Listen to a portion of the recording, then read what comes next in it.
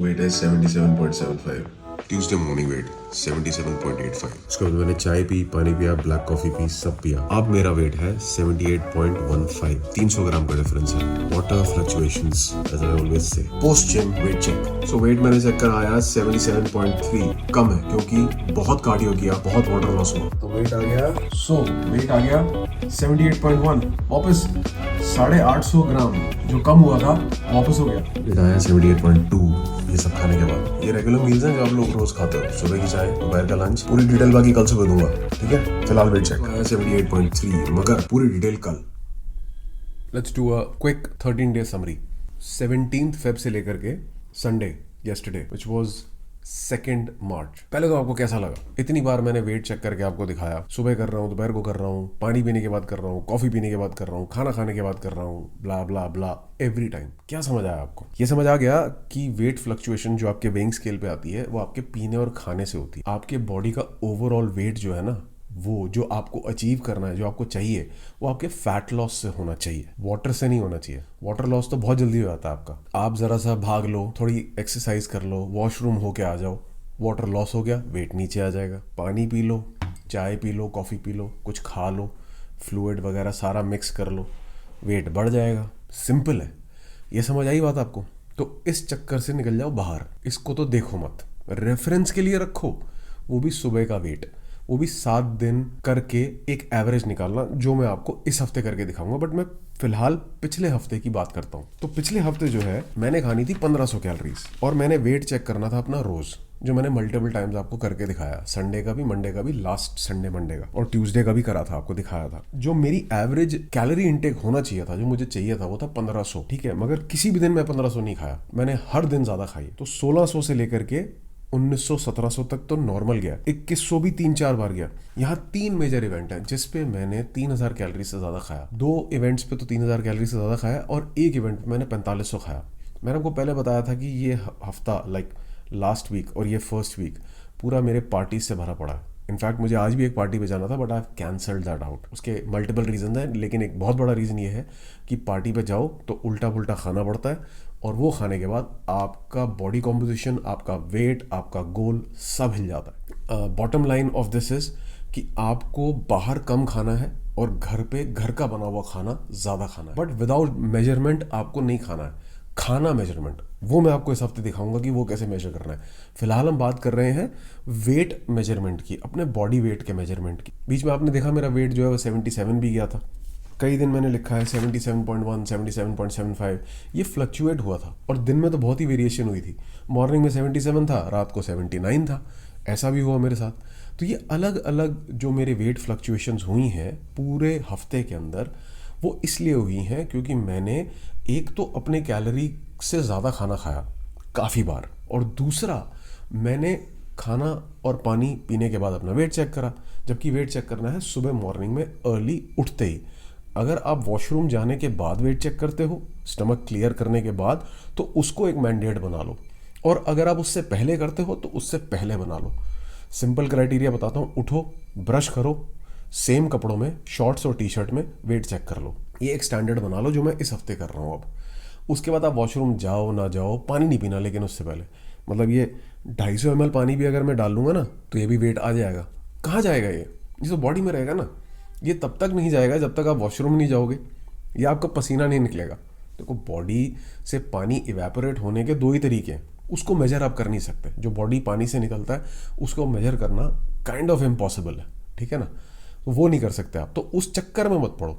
Body composition पे ध्यान दो। इस हफ्ते में पूरा आपको दिखाऊंगा बॉडी कॉम्पोजिशन में फ़र्क क्या है मेरा, ठीक है। पीछे जो मैंने कैलोरीज इतनी खा ली उसकी वजह से मेरा वजन बढ़ गया इन द सेंस मैं 77 तक पहुंच गया था, मगर मेरा वेट बढ़ करके 80 वापस चला गया। अगर मैं आज सुबह की बात करूं तो आज मॉर्निंग में मेरा वेट था 80.2, और फर्स्ट को जो सैटरडे को मेरा वेट था 80।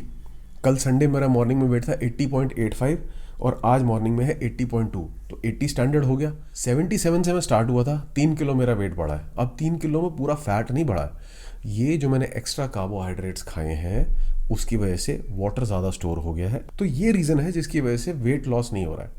तो इस पे आपको बहुत फोकस रखना है कि आपकी इनटेक जो है ना वो प्रॉपर होना चाहिए। बाहर के खाने के बारे में आपको मैं पहले भी बता चुका हूँ कि बाहर के खाने पे आप भरोसा कर ही नहीं सकते। आप घर में कोई भी ब्रेड बटर अंडा ये खा लो, ठीक है, आपको पता है आपने शायद 5 ग्राम घी यूज़ किया हो अंडा बनाने में, आपको पता है आपने शायद 5 से 10 ग्राम बटर लगाया हो ब्रेड पे। एक आइडिया ले लेते हैं, मान लो 15 ग्राम आप लगा लेते हो। अब बाहर जाके देखना वो जो तवे पे जब वो मक्खन डाल करके अंडा बनाते हैं या मक्खन डाल करके ब्रेड बनाते हैं, देखो ब्रेड तो वही की वही रहेगी, ब्रेड में वेरिएशन नहीं होती। वो भी वही ब्रेड यूज़ करते हैं जो बाहर से आती है, हम भी वही ब्रेड यूज़ करते हैं जो हार्वेस्ट या और किसी कंपनी की बाहर से आती है। ब्रेड वही रहती है, 25 ग्राम के आसपास एक स्लाइस जो होता है ब्रेड का, उसका वेट होता है जनरल 25 से 30 होता है। तो वो वहाँ बाहर भी सेम है, घर में भी सेम है।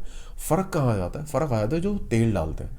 आप जहाँ 15 ml डालते हो ना, वो 45 ml डाल देते हैं, ठीक है, 45-50 ml। वो एक ब्रेड पे 10-10 ml ऑयल बटर यूज़ कर देते हैं। उसकी वजह से क्या होता है, कैलोरीज जो है ना वो डबल हो जाती हैं।